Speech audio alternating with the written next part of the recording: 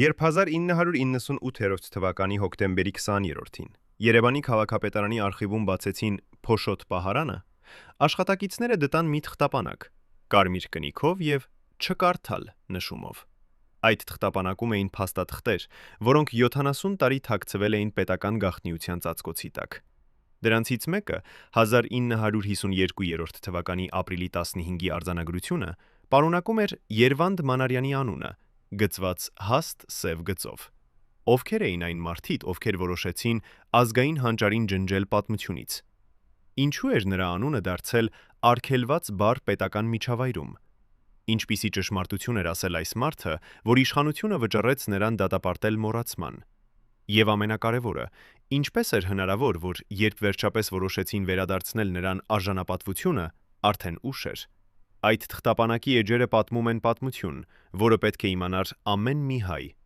Պատմություն նվաստացման, լռության և ուշացած արդարության մասին։ Երվանդ Մանարյանը ծնվել էր 1919 թվականին Երևանի Կոնդ թաղամասում, աղքատ արհեստավորի ընտանիքում։ Նրա հայրը Գրիգորը կոշկակար էր, մայրը Մարիամը լվացքատուն աշխատող կին։ Բայց փոքրիկ Երվանդի ձայնը, երբ նա երգում էր եկեղեցու երգչախմբում, ստիպում էր անցորդներին կանգ առնել փողոցում։ Դա ձայն չէր, դա երկնային նվեր էր, ինչպես ասում էին հարևանները։ 12 տարեկանում նրան նկատեց Ալեքսանդր Սպենդիարովը, հայ կոմպոզիտորը, ով այդ ժամանակ փնտրում էր տաղանդներ իր նոր օպերայի համար։ Սպենդիարովը տարավ տղային իր տուն, նստեցրեց դաշնամուրի առջև և ասաց. «Երգիր, որքան կարող ես»։ Երվանդը երգեց 3 ժամ անընդմեջ, և երբ ավարտեց, կոմպոզիտորի աչքերում արցունքներ կային։ «Այս երեխան կփրկի հայ օպերան», ասաց Սպենդիարովը իր կնոջ այդ երեկո։ Բայց ոչ ոք չգիտեր, որ այդ նույն տաղանդը կդառնար նրա անեծքը։ 1936 թվականին 17 տարեկան Երվանդը արդեն երգում էր Երևանի օպերային թատրոնում։ Նրա ձայնը, բարիտոնը, ուներ այնպիսի ուժ և խորություն, որ դահլիճը լռում էր նույնիսկ շնչելիս։ Երբ նա կատարում էր Վերդիի Ռիկոլետոն, կանայք լացում էին բաց ձայնով, իսկ տղամարդիկ ծափահարում էին կանգնած։ Բայց հենց այդ տարի էր, երբ Երվանդը կատարեց իր առաջին սխալը, սխալ, որը կհետապնդեր նրան մինչև կյանքի վերջ։ Թատրոնի տնօրենը Վահագն Դավթյանը, մարդ ով ուներ կապեր Մոսկվայի հետ և համարվում էր անձնավորություն, առաջարկեց Երվանդին երգել հատուկ համերգում, պարտկոմի քարտուղարի պատվին։ Երվանդը հրաժարվեց։ Ոչ թե քաղաքական պատճառներով, նա պարզապես հիվանդ էր, ջերմությունը 40 աստիճան էր, և բժիշկը արգելել էր երգել։ Բայց Դավթյանը չլսեց բացատրությունները։ «Դու մերժում ես պետությանը», ասաց նա սառը ձայնով։ «Դու կհասկանաս, թե ինչ է նշանակում մերժել»։ Հաջորդ օրը Երվանդի անունը հանվեց թատրոնի ամսագրից։ Նրա լուսանկարները հանվեցին պատերից։ Նրա ձայնագրությունները, որոնք արդեն սկսել էին հնչել ռադիոյով, հանգեցին։ Երբ Երվանդը փորձեց հասկանալ ինչ է կատարվում, թատրոնի ադմինիստրատորը, կին, ով մինչ այդ ժպտում էր նրան, այժմ նայեց նրան այնպես, կարծես նա օդ լիներ։ «Դուք այլևս չեք աշխատում այստեղ», ասաց նա և փակեց դուռը նրա դեմքի առաջ։ Երվանդը կանգնած մնաց միջանցքում դողացող ձեռքերով և չհասկացավ, թե ինչպես է հնարավոր, որ մեկ հրաժարումը կարող է ոչնչացնել ամբողջ կարիերան։ Նա գնաց Սպենդիարովի մոտ, իր ուսուցչի, իր փրկչի մոտ, բայց Սպենդիարովը նույնպես լռեց։ «Երվանդ, ես ոչինչ չեմ կարող անել», ասաց հին կոմպոզիտորը, և նրա ձայնում երևում էր վախը։ «Նրանք ավելի ուժեղ են, քան երաժշտությունը»։ Ո՞վ էին նրանք։ Ինչպիսի ուժ էր այդ, որը կարող էր ստիպել մեծ Սպենդիարովին լռել։ Եվ ինչու ոչ ոք չէր համարձակվում պաշտպանել երիտասարդ հանճարին։ Երվանդը վերադարձավ Կոնդ, իր ծննդավայր թաղամաս,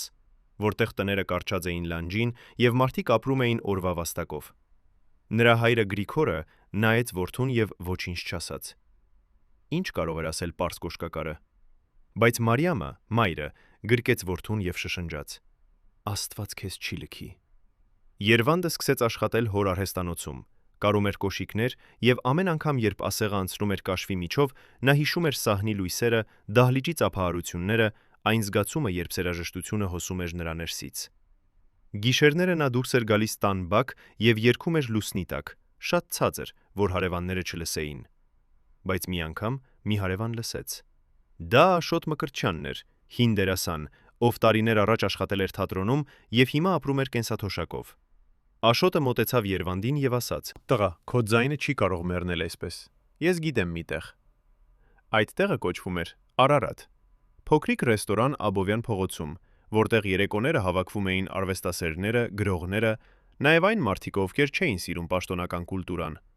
Սեփականատերը Սուրենը մարդ էր լայն հոգով եւ ավելի լայն փորով, ընդունեց Երվանդին առանց հարցերի։ «Երկիր ինչ ուզում ես», ասաց նա, «բայց եթե ոստիկանությունը գա, դու պարզապես հյուր ես, ով երգում է անվճար»։ Երվանդը սկսեց երգել Արարատում ամեն ուրբաթ եւ շաբաթ երեկոները։ Նա երգում էր ոչ թե օպերա, այլ ժողովրդական երգեր՝ Գարունա, Սարը լուսնի տակ, Կարոտի երգը։ Եվ մարդիկ գալիս էին։ Նախ մի քանիսը, հետո տասնյակներ, հետո այնքան շատ, որ Սուրենը ստիպված էր փակել դուռը, որովհետև այլևս տեղ չկար։ Մարդիկ լսում էին Երվանդի ձայնը եւ լացում էին ոչ թե վիշտից, այլ այն զգացումից, որ ինչ-որ բան իսկական էր այս կեղծ աշխարհում։ Բայց ով էր այն մարդը, ով նստած էր անկյունում մութ ակնոցներով եւ գրում էր ամեն ինչ փոքրիկ տետրակում։ Ինչու էր նա գալիս ամեն երեկո եւ լռում։ Եվ ինչու էր Սուրենը դողում, երբ տեսնում էր նրան։ 1940 թվականին, երբ պատերազմը արդեն մոտենում էր Կովկաս, Երվանդը ստացավ զորակոչ։ Նրան ուղարկեցին ոչ թե ռազմաճակատ, այլ զինվորական անսամբլ, երգելու զինվորների համար։ Դա փրկություն էր եւ նոր բանտ միաժամանակ։ Նա երգում էր ռազմամարշեր, հայրենասիրական երգեր եւ զինվորները ծափահարում էին, բայց Երվանդի սիրտը լացում էր։ Սա ոչ թե արվեստ էր, սա պատվեր էր։ Անսամբլի հրամանատարը մայոր Պետրոսյանը սիրում էր Երվանդի ձայնը, բայց ատում էր նրա անկախությունը։ «Դու պետք է երգես այն, ինչ ասում եմ», կրկնում էր նա, «ոչ թե այն, ինչ զգում ես»։ Մի անգամ, երբ Երվանդը հրաժարվեց երգել Ստալինի օրհներգը, Պետրոսյանը խփեց նրան դեմքին բաց ձեռքով զինվորների ներկայությամբ։ «Դու ոչինչ ես», ասաց մայորը։ «Դու ձու ձայն ես, որը պատկանում է պետությանը»։ Երվանդը կանգնած մնաց արյունոտ շրթունքով եւ հասկացավ մի բան. նա երբեք չէր լինի ազատ։ Նրա տաղանդը դատապարտված էր ծառայել այն մարդկանց, ում նա ատում էր։ Բայց պատերազմի ժամանակ Երվանդը հանդիպեց մի կնոջ, ով փոփոխեց նրա կյանքը։ Նրա անունը Նունե էր, եւ նա աշխատում էր դաշտային հիվանդանոցում որպես բուժքույր։ Նունեն տեսավ Երվանդին, երբ նա եկավ հիվանդանոց երգելու վիրավորների համար։ Նա նստած էր անկյունում եւ լսում էր, եւ երբ Երվանդը ավարտեց, նա մոտեցավ նրան եւ ասաց. «Ձեր ձայնը բուժում է ավելի լավ, քան իմ դեղերը»։ Նրանք սիրահարվեցին այնպես, ինչպես սիրահարվում են պատերազմի ժամանակ՝ արագ, խորը, հուսահատորեն։ Նունեն խոստացավ սպասել նրան, եւ Երվանդը խոստացավ վերադառնալ։ Բայց երբ պատերազմը ավարտվեց 1945 թվականին եւ Երվանդը վերադարձավ Երևան, նա իմացավ, որ Նունեն չէր սպասել։ Նա ամուսնացել էր մեկ ուրիշի հետ, բարձրաստիճան սպայի հետ, ով կարող էր տալ նրան ապահովություն։ Երբ Երվանդը հանդիպեց նրան փողոցում, Նունեն նայեց նրան եւ շրջվեց։ Նա չասաց ոչինչ, բայց Երվանդը տեսավ նրա աչքերում ամոթը։ Այդ գիշեր Երվանդը խմեց առաջին անգամ իր կյանքում, խմեց մինչև կորցրեց գիտակցությունը, եւ երբ արթնացավ, նա հասկացավ, որ ինչ-որ բան կոտրվել էր նրա ներսում, ինչ-որ բան, որը երբեք չէր վերականգնվի։ 1946 թվականին Երվանդը փորձեց վերադառնալ օպերային թատրոն։ Նա գրեց դիմում, սպասեց 3 ամիս եւ վերջապես ստացավ պատասխան՝ մերժում։ Պատճառը չէր նշված։ Նա գնաց կուլտուրայի նախարարություն, բայց նրան չընդունեցին։ Նա գնաց կոմիտե, բայց այնտեղ նրան ասացին. «Ձեր գործը փակ է»։ Ինչ գործ։ Ո՞վ էր փակել այն։ Եվ ինչու ոչ ոք չէր ասում ճշմարտությունը։ Երվանդը վերադարձավ Արարատ ռեստորան, բայց Սուրենը հանդիպեց նրան դռան մոտ եւ շշնջաց. «Երվանդ, դու չես կարող այլևս երգել այստեղ»։ Նրանք եկան։ Նրանք սպառնացին փակել ինձ։ Ո՞վ էին նրանք։ Ինչու էր ամբողջ աշխարհը վախենում անտեսանելի ուժից, որը որոշում էր, ով կարող է երգել եւ ով ոչ։ Երվանդը կանգնած էր Աբովյան փողոցում, եւ շուրջը մարդիկ էին անցնում, շտապելով դեպի իրենց կյանքերը, եւ ոչ ոք չէր նայում նրան։ Նա էր անտեսանելի մարդը, հանճարը, որին ջնջել էին։ Բայց մի մարդ նայեց։ Դա Արամ Խաչատրյանն էր, կոմպոզիտորը, ով այդ ժամանակ արդեն համաշխարհային հռչակ ուներ։ Խաչատրյանը լսել էր Երվանդի մասին եւ ուզում էր հանդիպել նրան։ Նրանք հանդիպեցին փոքրիկ սրճարանում, եւ Խաչատրյանը ասաց. «Երվանդ, ես լսել եմ քո ձայնը։ Դու պետք է երգես իմ նոր օպերայում»։ Երվանդի սիրտը ցատկեց։ Սա էր հնարավորությունը վերադառնալ, ապացուցել, որ նա դեռ կենդանի է։ Բայց Խաչատրյանը ավելացրեց. Բայց դու պետք է գրես նամակ։ Նամակ, որտեղ կներողություն կխնդրես պետությունից։ Երվանդը նայեց կոմպոզիտորին։ Ինչի համար, հարցրեց նա։ Ես ոչինչ չեմ արել։ Խաչատրյանը հառաչեց. Երվանդ, դա կարևոր չէ։ Եթե ուզում ես երգել, դու պետք է խաղաս նրանց խաղը։ Երվանդը լռեց երկար, հետո ասաց. Ես չեմ կարող։ Խաչատրյանը ոտքի ելավ, դրեց ձեռքը Երվանդի ուսին եւ ասաց. Ապուկը մնաս ստվերում, մինչև մահդ։ Եվ նա հեռացավ։ Արդյոք Խաչատրյանը իրավացի էր։ Կարող էր արդյոք Երվանդը փրկել իր կարիերան, եթե պարզապես ստորագրեր այդ նամակը։ Թե կար ինչ-որ ավելի խորը պատճառ, թե ինչու պետությունը ուզում էր ջնջել նրան։ Եվ ով էր այն մարդը, ով նստած էր Արարատում մութ հակնոցներով եւ գրում էր տետրակում։ Արդյոք նա էր այն մարդը, ով հաղորդում էր վերևի մարդկանց Երվանդի մասին։ Եվ ամենակարևորը, ինչպես էր հնարավոր, որ երկիրը, որը պարծենում էր իր կուլտուրայով, կարող էր այսպես վարվել իր ամենամեծ տաղանդների հետ։ 1952 թվականի մարտի 21-ին, երբ Երևանը դեռ քնած էր առավոտյան մառախլի տակ, Երվանդ Մանարյանի տան դուռը բացվեց առանց թակելու։ 3 տղամարդ մտան ներս, սև կոստյումներով, սև գլխարկներով, եւ նրանցից մեկը, ամենաբարձրը, դրեց սեղանին փաստաթուղթ, կարմիր կնիքով։ Ստորագրիր, ասաց նա։ Երվանդը, ով նոր էր արթնացել, վերցրեց թուղթը դողացող ձեռքերով։ Դա պայմանագիր էր, պայմանագիր, որով նա պարտավորվում էր երգել միայն այն երգերը, որոնք հաստատված էին կուլտուրայի նախարարության կողմից, միայն այն վայրերում, որտեղ թույլատրված էր, եւ միայն այն մարդկանց համար, ում համարում էին արժանի։ Պայմանագրի 13-րդ կետում գրված էր. Արտիստը չունի իրավունք հրաժարվել պետական հանձնարարություններից առանց գրավոր բացատրության։ 14-րդ կետում. Արտիստի անձնակյանքը ենթակա է վերահսկողության։ Իսկ 15-րդ կետում, որը գրված էր ամենափոքր տառերով. Պայմանագրի խախտման դեպքում արտիստը կզրկվի աշխատելու իրավունքից ողջ խորհրդային միության տարածքում։ Երվանդը նայեց այդ տղամարդկանց եւ հարցրեց. Իսկ եթե ես չստորագրեմ։ Բարձրահասակ տղամարդը ժպտաց, սառը, մեխանիկական ժպիտ։ Ապա դու կդառնաս ոչ ոք։ Դու կմնաս այստեղ, այս փոքրիկ տանը, եւ կմեռնես որպես ոչ ոք։ Քո ձայնը կմեռնի քեզ հետ, եւ ոչ ոք երբեք չի իմանա, որ դու եղել ես։ Երվանդի ձեռքը կախվեց վայրկյան, հետո նա վերցրեց գրիչը եւ ստորագրեց։ Երբ տղամարդիկը հեռացան, նա նստեց հատակին եւ լաց եղավ առաջին անգամ 10 տարվա ընթացքում։ Նա լաց էր լինում ոչ թե վիշտից, այլ ամոթից, որ ստորագրել էր իր սեփական ստրկության վկայականը։ Բայց այդ պայմանագիրը բերեց նաեւ աշխատանք։ Երվանդին նշանակեցին պետական համերգասրահ, երգելու պաշտոնական միջոցառումներում։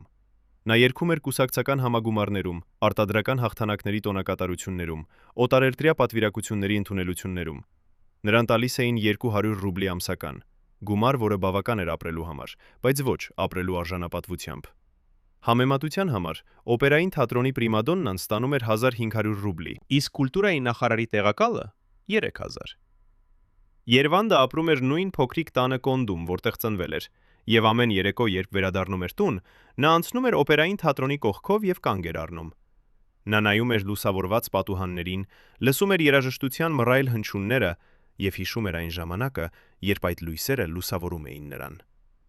Մի անգամ նա տեսավ իր հին գործընկերոջը, Վահրամին, ով դուրս էր գալիս թատրոնից։ Երվանդը ձեռք բարձրացրեց ողջունելու համար, բայց Վահրամը շրջվեց եւ արագ քայլեց հակառակ ուղղությամբ։ Կարծես Երվանդը ուրվական էր, որին չէր կարելի դիպչել։ Կարծես նրա անունը դարձել էր արգելված բառ, նույնիսկ նրանց համար, ովքեր մի ժամանակ սիրել էին նրան։ Բայց Երվանդի կյանքում հայտնվեց մի կին, ով չվախեցավ նրան սիրել։ Նրա անունը Գոհար էր, եւ նա աշխատում էր գրադարանում որպես գրադարանավար։ Գոհարը չէր երգում, չէր պարում, չէր ունենում ոչ մի կապ արվեստի աշխարհի հետ։ Նա էր պարզ կին, 40 տարեկան, 2 անգամ այրի, առանց երեխաների, ով ապրում էր գրքերի մեջ, որովհետև իրական կյանքը նրան վիրավորել էր չափից ավելի շատ։ Նրանք հանդիպեցին գրադարանում, երբ Երվանդը եկավ թնտրելու հին օպերաների պարտիտուրաներ։ Գոհարը նայեց նրան եւ ճանաչեց անմիջապես։ Դուք Երվանդ Մանարյանն եք, ասաց նա։ Ես լսել եմ ձեզ երգում Արարատում, երբ ես դեռ երիտասարդ էի։ Երվանդը զարմացավ։ Դուք հիշում եք, հարցրեց նա։ Գոհարը ժպտաց, տխուր, գեղեցիկ ժպիտ։ Ես հիշում եմ ամեն ինչ։ Ինչ գեղեցիկ է եղել իմ կյանքում, եւ ձեր ձայնը եղել է ամենագեղեցիկը։ Նրանք սկսեցին հանդիպել գրադարանում, հետո փոքրիկ սրճարաններում, հետո Գոհարի փոքրիկ բնակարանում, որտեղ պատերը ծածկված էին գրքերով հատակից մինչև առաստաղ։ Գոհարը լսում էր Երվանդի պատմությունները եւ չդատում էր նրան։ Նա չասաց. «Ինչու ստորագրեցիր»։ Նա ասաց. Դու արեցիր այն, ինչ պետք էր անել, ապրելու համար։ Եվ Երվանդը սիրեց նրան այդ համար։ 1956 թվականին Երվանդը եւ Գոհարը ամուսնացան։ Հարսանիքը եղավ Գոհարի բնակարանում, միայն 10 մարդ, առանց երաժշտության, առանց պարերի։ Երվանդի հայրը Գրիգորը, ով այդ ժամանակ արդեն 75 տարեկան էր եւ հազիվ քայլում էր, եկավ եւ օրհնեց նորամուսներին։ Լավ կիկին ես գտել, ասաց նա որդուն։ Նա կմնա քեզ հետ, երբ բոլորը կթողնեն։ Եվ հինը իրավացի էր։ Գոհարը մնաց Երվանդի կողքին հաջորդ 30 տարիների ընթացքում, 30 տարի, որոնք լի էին լռության, աղքատության եւ անտեսման։ Նրանք տեղափոխվեցին փոքրիկ բնակարան Կիևյան փողոցում, 2 սենյակ, խոհանոց եւ լոգարան, որը բաժանում էին 3 ընտանիքի հետ։ Գոհարը շարունակեց աշխատել գրադարանում, Երվանդը երգել պաշտոնական միջոցառումներում։ Նրանք չունեին երեխաներ, ոչ թե որովհետև չէին ուզում, այլ որովհետև Գոհարը չէր կարող։ Երբ բժիշկը ասաց նրանց այդ մասին, Գոհարը լաց եղավ, բայց Երվանդը գրկեց նրան եւ ասաց. Մենք ունենք միմյանց։ Դա բավական է։ Բայց ջքիշերները, երբ Գոհարը քնած էր, Երվանդը նստում էր պատուհանի մոտ եւ նայում էր քաղաքին, հազարավոր լույսերին, որոնք վառվում էին եւ մարում էին, եւ մտածում էր այն երեխայի մասին, որը երբեք չէր ծնվելու։ Երեխայի, ով կարող է ժառանգել նրա ձայնը, նրա տաղանդը, նրա երազանքները։ Բայց ով այժմ երբեք չէր գալու այս աշխարհ։ Իսկ պետությունը շարունակում էր օգտագործել Երվանդին։ Նրան ուղարկում էին երգելու հեռավոր գյուղերում, որտեղ կոլխոզականները հավաքվում էին դաշտերից հետո եւ լսում էին նրա ձայնը, հոգնած, փոշոտ, բայց դեռ հրաշալի։ Նրանց ստիպում էին երգել գործարաններում, աշխատողների համար, ովքեր կանգնած էին մեքենաների մոտ եւ ծափահարում էին յուղոտ ձեռքերով։ Նրան տանում էին զինվորական մասեր, երգելու երիտասարդ տղաների համար, ովքեր հեռու էին տնից եւ կարոտում էին մայրերին։ Եվ Երվանդը երգում էր։ Նա երգում էր, որովհետև դա միակ բանն էր, ինչ նա գիտեր անել։ Բայց ամեն անգամ, երբ նա բարձրանում էր բեմ, նա հիշում էր օպերային թատրոնի սահնի լույսերը, հիշում էր Սպենդիարովի ձեռքը իր ուսին, հիշում էր այն ժամանակը, երբ նա երազում էր երգել Մոսկվայի Բոլշոյ թատրոնում։ Այժմ նա երգում էր կոլխոզում, որտեղ հատակը կավից էր, եւ առաստաղից կախված էին սարդերի ցանցեր։ Ինչպես էր հնարավոր, որ կյանքը կարող էր այսպես խաղալ մարդու հետ։ Ինչպես էր հնարավոր, որ տաղանդը, այդ աստվածային նվերը կարող էր դառնալ անեծք։ Բայց 1962 թվականին տեղի ունեցավ ինչ-որ բան, որը փոխեց ամեն ինչ։ Կուլտուրայի նախարարությունում նոր նախարար նշանակվեց՝ Արշակ Գրիգորյանը։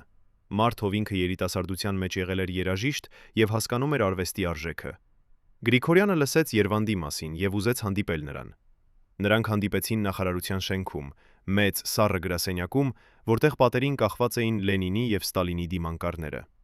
Գրիգորյանը նայեց Երվանդին, այս 54 տարեկան մարդուն, ով արդեն ուներ մոխրագույն մազեր եւ հոգնած աչքեր եւ ասաց. Երվանդ, ես լսել եմ քո ձայնը։ Դու պետք է վերադառնաս օպերային թատրոն։ Երվանդի սիրտը ցատկեց, բայց նա չթույլ տվեց իրեն հավատալ։ Ես փորձել եմ, ասաց նա, նրանք չեն ուզում ինձ։ Գրիգորյանը ժպտաց. Այժմ ես եմ որոշում, թե ով է աշխատում թատրոնում, եւ ես ուզում եմ քեզ։ Երվանդը զգաց, թե ինչպես է արցունքը բարձրանում նրա աչքերում, բայց նա զսպեց իրեն։ Ինչու՞, հարցրեց նա։ Ինչու եք դուք օգնում ինձ։ Գրիգորյանը լուրջ դարձավ։ Որովհետև ես տեսել եմ, թե ինչպես է այս համակարգը ոչնչացնում տաղանդները, եւ ես ուզում եմ փրկել գոնե մեկին։ Բայց երբ Երվանդը վերադարձավ օպերային թատրոն, նա հայտնաբերեց, որ ամեն ինչ փոխվել էր։ Թատրոնը, որը նա հիշում էր, այլևս գոյություն չուներ։ Հին երաժիշտները, նրանք ովքեր երգել էին նրա հետ, մեծ մասամբ մեռել էին կամ թոշակի էին գնացել։ Նոր սերունդը, երիտասարդ երգիչները, ովքեր այժմ լցնում էին բեմը, նայում էին Երվանդին որպես տարօրինակի։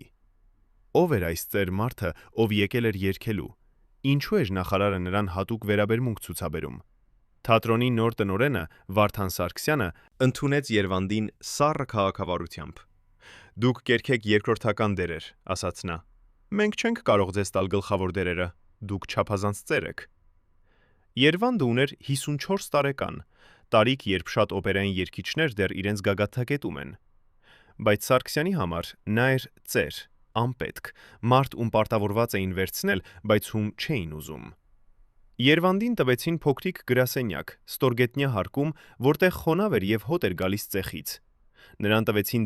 դերեր, որոնք ուներ 3-4 տող տեքստ եւ 2 րոպե երգ։ Նա կանգնում էր բեմի անկյունում, երգում էր իր տողերը եւ հետո հեռանում էր, մինչդեռ հանդիսատեսը նույնիսկ չէր նկատում նրան։ Սա էր վերադարձը, որի մասին նա երազել էր։ Սա էր արդարությունը, որի համար նա սպասել էր 30 տարի։ Բայց ամենավատը դեռ առաջ էր։ Մի օր, երբ Երվանդը պատրաստվում էր փորձի, նա լսեց երկու երիտասարդ երգիչների խոսակցությունը միջանցքում։ «Տեսար այդ ծերը», ասաց մեկը։ Նրանք ասում են, որ նա մի ժամանակ հայտնի էր, բայց հետո նրան արգելեցի, որովհետև նա համագործակցում էր թշնամիների հետ։ Մյուսը ծիծաղեց. Համագործակցում էր։ Նա հավանաբար լրտես էր։ Այդ պատճառով է, որ նրան բանտ չնետեցին։ Նա համագործակցեց։ Երվանդը կանգնած մնաց դռան հետևում, եւ նրա ձեռքերը սկսեցին դողալ։ Սա էր այն, ինչ մարդիկ մտածում էին նրա մասին։ Սա էր այն պատմությունը, որը տարածվել էր նրա մասին, ոչ թե այն, որ նա զոհ էր, այլ այն, որ նա դավաճան էր։ Նա ուզում էր բացել դուռը, ուզում էր գոռալ, ուզում էր բացատրել ճշմարտությունը, բայց նա չարեց։ Նա պարզապես շրջվեց եւ քայլեց հետ դեպի իր ստորգետնյա գրասենյակը եւ նստեց այնտեղ մութի մեջ, մինչեւ փորձը ավարտվեց։ Այդ գիշեր նա ասաց Գոհարին. «Ես չեմ կարող վերադառնալ այնտեղ»։ Գոհարը գրկեց նրան եւ ասաց. «Ապա մի վերադարձիր։ Մենք կգտնենք ուրիշ ճանապարհ»։ Բայց ինչ ուրիշ ճանապարհ կար 54 տարեկան երգչի համար, ում անունը ջնջված էր պատմությունից։ Արդյոք Արշակ Գրիգորյանը իսկապես ուզում էր օգնել Երվանդին, թե նա պարզապես ցույց էր տալիս իր իշխանությունը։ Ինչու էր թատրոնի նոր սերունդը այդքան արագ հավատում սուտ պատմություններին։ Եվ ով էր տարածում այդ լուրերը։ Այն լուրերը, որ Երվանդը համագործակցել էր կամ դավաճանել էր։ Արդյոք դա էր նույն մարդը, ով նստած էր Արարատում մութ հակնոցներով եւ գրում էր տետրակում։ Եվ ամենակարևորը, կարո՞վ էր արդյոք Երվանդը դեռ փրկել իր անունը, թե արդեն ուշ էր։ 1965 թվականի ձմեռը եղավ ամենասառը Երևանի պատմության մեջ։ Ջերմաստիճանը իջավ -20 աստիճանի եւ քաղաքը ծածկվեց ձյան հաստ շերտով, որը չհալվեց մինչեւ մարտ։ Երվանդ Մանարյանը, ով այդ ժամանակ արդեն 57 տարեկան էր, ապրում էր Կիևյան փողոցի բնակարանում Գոհարի հետ, եւ նրանք տաքացնում էին սենյակը փայտե վառարանով, որը ծխում էր եւ լցնում էր օդը մոխրի հոտով։ Երվանդը այլևս չէր աշխատում օպերային թատրոնում։ Նա հեռացել էր 3 տարի առաջ։ Հեռացել էր ոչ թե իր կամքով, այլ որովհետև Արշակ Գրիգորյանը, նախարարը, ով փորձել էր օգնել նրան, հեռացվել էր իր պաշտոնից եւ փոխարինվել էր նոր մարդով։ Նոր նախարարը Վազգեն Հովանիսյանը չգիտեր Երվանդի մասին եւ չէր հետաքրքրվում։ Երբ Երվանդի պայմանագիրը լրացավ, այն պարզապես չերկարացրին։ Ոչ մի բացատրություն, ոչ մի նամակ, պարզապես լռություն։ Եվ Երվանդը հասկացավ, որ նա նորից դարձել էր անտեսանելի։ Բայց այդ ձմեռը Երվանդի մոտ եկավ մի երիտասարդ տղա, 25 տարեկան, անունով Արմեն Տիգրանյան։ Արմենը ուսանող էր կոնսերվատորիայում եւ ուսումնասիրում էր հայ օպերայի պատմությունը։ Նա լսել էր Երվանդի մասին հին ուսուցիչներից, լսել էր պատմություններ այն ժամանակների մասին, երբ Երվանդը երգում էր Յումեր Արարատում եւ մարդիկ լացում էին նրա ձայնից։ Արմենը ուզում էր գրել դիպլոմային աշխատանք Երվանդի մասին, բայց երբ նա գնաց կոնսերվատորիայի արխիվ, նա հայտնաբերեց, որ Երվանդի մասին գրեթե ոչինչ չկա։ Ոչ լուսանկարներ, ոչ ձայնագրություններ, ոչ փաստաթղթեր։ Կարծես Երվանդ Մանարյանը երբեք գոյություն չէր ունեցել։ Արմենը գտավ Երվանդի հասցեն եւ եկավ նրա մոտ, մի սառը հունվարյան օր, երբ արևը թաքնված էր ամպերի հետևում եւ փողոցները լքված էին։ Երբ Երվանդը բացեց դուռը, Արմենը տեսավ ծեր մարդու, բարակ, կռնած, մոխրագույն մազերով եւ խորը գծերով դեմքին, բայց աչքերը դեռ կենդանի էին։ Ինչ ես ուզում, հարցրեց Երվանդը։ Արմենը ներկայացավ եւ բացատրեց իր նպատակը։ Երվանդը լռեց երկար, հետո ասաց. Ինչու ես հետաքրքրվում մարդով, ում ոչ ոք չի հիշում։ Արմենը նայեց նրան ուղիղ աչքերի մեջ եւ ասաց. Որովհետեւ ես կարծում եմ, որ դուք եղել եք ամենամեծ հայ բարիտոնը, եւ ես կարծում եմ, որ մարդիկ պետք է իմանան ձեր պատմությունը։ Երվանդը թույլ տվեց Արմենին մտնել։ Նրանք նստեցին փոքրիկ սենյակում, որտեղ միակ տաքությունը գալիս էր վառարանից, եւ Գոհարը բերեց թեյ, թույլ, քաղցր թեյ, որը տաքացնում էր ձեռքերը։ եւ Երվանդը սկսեց պատմել։ Նա պատմեց իր մանկությունը Կոնդում, պատմեց Սպենդիարովի մասին, պատմեց օպերային թատրոնի մասին եւ այն օրվա մասին, երբ նա հրաժարվեց երգել Պարտկոմի քարտուղարի համար։ Նա պատմեց Արարատի մասին, պատմեց պատերազմի մասին, պատմեց Նունեի մասին, կնոջ, ով չսպասեց նրան։ Նա պատմեց այն պայմանագրի մասին, որը ստորագրեց 1952 թվականին, եւ այն ամոթի մասին, որը զգաց։ Նա պատմեց Գոհարի մասին, կնոջ, ով փրկեց նրան։ Եվ նա պատմեց այն 30 տարիների մասին, երբ նա երգում էր կոլխոզներում եւ գործարաններում, մինչդեռ նրա անունը ջնջված էր պատմությունից։ Արմենը նստած էր եւ լսում էր, եւ նրա աչքերում արցունքներ էին։ Երբ Երվանդը ավարտեց, Արմենը ասաց. Ես կգրեմ այս ամենը։ Ես կպատմեմ ձեր պատմությունը։ Բայց Երվանդը ժպտաց, տխուր ժպիտ։ Նրանք չեն թույլ տալ։ Նրանք երբեք չեն թույլ տալու։ Արմենը շարժվեց առաջ։ Ո՞վ են նրանք։ Ո՞վ է որոշում, թե ինչ կարող ենք գրել եւ ինչ ոչ։ Երվանդը նայեց նրան եւ ասաց. Եթե դու չգիտես, ապա դու դեռ չափազանց երիտասարդ ես։ Բայց Արմենը չհանձնվեց։ Նա վերադարձավ Երվանդի մոտ շաբաթը մեկ անգամ, ամեն անգամ նոր հարցերով, նոր տետրակով, նոր հույսով։ Նա գրում էր ամեն ինչ, ինչ Երվանդը պատմում էր, անունները, ամսաթվերը, վայրերը։ Նա փորձեց գտնել հին ձայնագրություններ, բայց դրանք բոլորը ոչնչացված էին։ Նա փորձեց գտնել լուսանկարներ, բայց դրանք բոլորը հանված էին արխիվներից։ Նա փորձեց հարցազրույց վերցնել հին երաժիշտներից, բայց նրանցից շատերը մխենում էին խոսել։ Մեկը ծեր ջութակահար, ասաց Արմենին։ Տղա, դու չգիտես, թե ինչի մեջ ես խառնվում։ Երվանդ Մանարյանի անունը արգելված է։ Եթե դու գրես նրա մասին, դու կոչնչացնես քո կարիերան։ Բայց Արմենը չվախեցավ։ Նա շարունակեց գրել, շարունակեց հետազոտել, շարունակեց հավատալ, որ ճշմարտությունը պետք է դուրս գա։ Եվ 1966 թվականի մայիսին նա ավարտեց իր դիպլոմային աշխատանքը 120 էջ, որտեղ պատմված էր Երվանդ Մանարյանի կյանքը։ Նա տարավ այն կոնսերվատորիա եւ ներկայացրեց իր ուսուցչին, պրոֆեսոր Հակոբ Մելիքյանին։ Մելիքյանը կարդաց աշխատանքը մեկ գիշերում եւ հաջորդ օրը կանչեց Արմենին իր գրասենյակ։ Արմեն, ասաց նա եւ նրա ձայնը դողում էր։ Այս աշխատանքը հրաշալի է, բայց ես չեմ կարող ընդունել այն։ Արմենը զարմացավ։ Ինչու՞, հարցրեց նա։ Մելիքյանը հառաչեց, որովհետև եթե ես ընդունեմ այն, ինձ հեռացնեն, եւ քեզ էլ հեռացնեն, եւ այս աշխատանքը այրեն։ Արմենը զգաց, թե ինչպես է բարկությունը բարձրանում նրա ներսում։ Ուրեմն ինչ, ասաց նա։ Մենք պետք է լռենք։ Մենք պետք է թույլ տանք, որ այս մարդու պատմությունը մեռնի նրա հետ։ Մելիքյանը նայեց նրան եւ ասաց. Արմեն, ես հասկանում եմ քո զայրույթը, բայց դու պետք է հասկանաս, մենք ապրում ենք համակարգում, որը չի թույլ տալիս ճշմարտությանը։ Եթե ուզում ես փրկել Երվանդ Մանարյանինի պատմությունը, դու պետք է սպասես։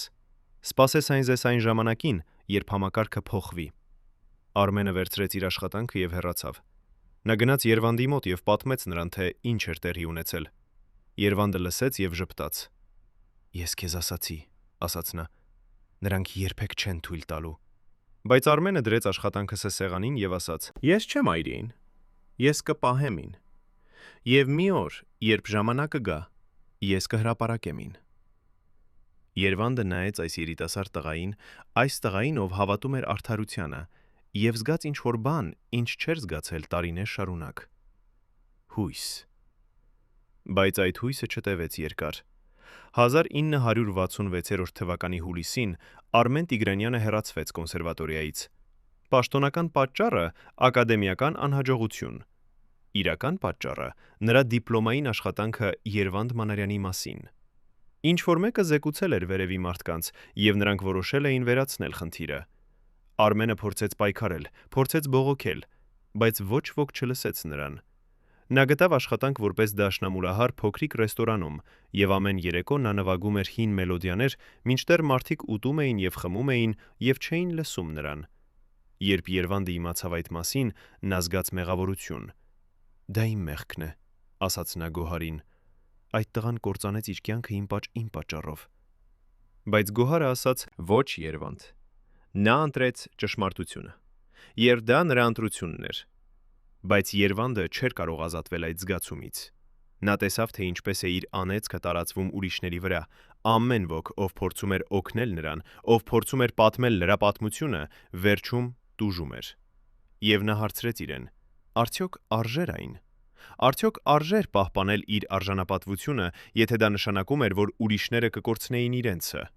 Ինչու էր համակարգը այդքան վախենում Երվանդ Մանարյանի պատմությունից։ Ինչ էր այդ պատմության մեջ, որը այդքան վտանգավոր էր։ Արդյոք դա պարզապես մի մարդու պատմություն էր, թե դա խորհրդանշում էր ինչ-որ ավելի մեծ բան,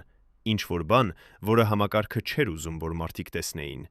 Եվ ով էր այն մարդը, ով զեկուցել էր Արմենի մասին։ Արդյոք դա էր նույն մարդը, ով տարիներ շարունակ հետևել էր Երվանդին։ Եվ ամենակարևորը, կգար արդյոք երբևէ այն ժամանակը, երբ Երվանդ Մանարյանի պատմությունը կարող էր պատմվել առանց վախի։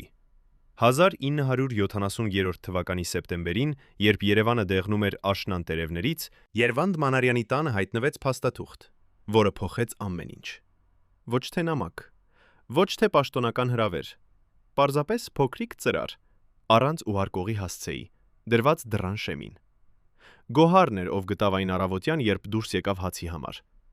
Ծրարի ներսում էր հին տետրակ, մաշված կաշվե կազմով, եւ էջերը լի էին ձեռագիր նշումներով։ Երբ Երվանդը բացեց այն, նա տեսավ ամսաթվեր, անուններ, վայրեր։ 1952 թվականի ապրիլի 15։ Մանարյան, Երվանդ, հեռացմել ցուցակից։ 1954 թվականի հունիս։ Մանարյան, արգելել ռադիոհեռարձակումը։ 1962 թվականի մարտ։ Մանարյան, վերահսկել անձնական կապերը։ Սա էր գաղտնի հաշվառման տետրակը։ Տետրակը, որտեղ ինչ-որ մեկը 18 տարի գրանցել էր Երվանդի կյանքի ամեն քայլը, ամեն հանդիպումը, ամեն խոսակցությունը, ամեն փորձը վերադառնալ։ Եվ վերջին էջում գրված կարմիր մատիտով. գործը փակել, օբյեկտ այլևս վտանգ չի ներկայացնում։ Երվանդի ձեռքերը դողացին, Երբ նա կարդում էր այդ տողերը։ Ուրեմն սա էր ճշմարտությունը։ Նրան ոչ թե մոռացել էին, նրան ակտիվորեն ջնջում էին օր-օրի տարի տարվա։ Ինչ որ մեկը նստած էր գրասեղանի մոտ եւ գրում էր նրա կյանքի մահավճիռը փոքրիկ տետրակում։ Բայց ով էր ուղարկել այս տետրակը։ Ինչու հենց հիմա 18 տարի անց։ Արդյոք դա խղճի խայթում էր, թե նոր սպառնալիք։ Երվանդը նստեց իր հին աթոռին, այն աթոռին, որտեղ նա անցկացրել էր հազարավոր ժամեր, նայելով պատուհանից դեպի քաղաքը, որը շարունակում էր ապրել առանց իրեն։ Նա 61 տարեկան էր, եւ նրա մարմինը սկսել էր նրան դավաճանել։ Ձախ ձեռքը դողում էր առավոտները, աջ ոտքը ցավում էր, երբ անձրև էր գալիս, եւ ձայնը, այն հրաշալի ձայնը, որը մի ժամանակ լցնում էր դահլիճները, այժմ կոտրվում էր բարձր նոտաներում։ Նա փորձել էր երգել անցյալ շաբաթ, երբ Գոհարը խնդրել էր, եւ ձայնը դուրս էր եկել քշքշոտ, թույլ ծերունու ձայն։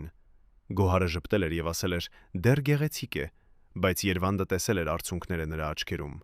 Նրանք երկուսն էլ գիտեին ճշմարտությունը։ Ժամանակը վերցնում էր վերջին բան, որ մնացել էր նրան։ Բայց այդ տետրակը ցույց էր տալիս ինչ-որ ավելի վատ բան։ Դա ցույց էր տալիս, որ նրա ձայնի կորուստը պատահական չէր եղել։ Դա ցույց էր տալիս, որ ամեն անգամ, երբ նրան մերժել էին, ամեն անգամ, երբ նրան անտեսել էին, ամեն անգամ, երբ նրա անունը ջնջվել էր ցուցակներից, դա եղել էր մտածված, պլանավորված, կատարված սառն արյունքով։ Ինչ որ մեկը որոշել էր, որ Երվանդ Մանարյանը պետք է ոչնչանա, եւ այդ մարդը 18 տարի աշխատել էր այդ նպատակի համար։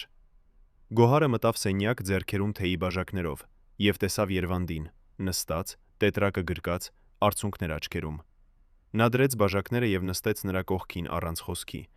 Նրանք նստեցին այնպես երկար ժամանակ, ամուսինը եւ կինը, ովքեր կիսել էին 30 տարի լռության եւ ցավի։ Վերջապես Երվանդը խոսեց.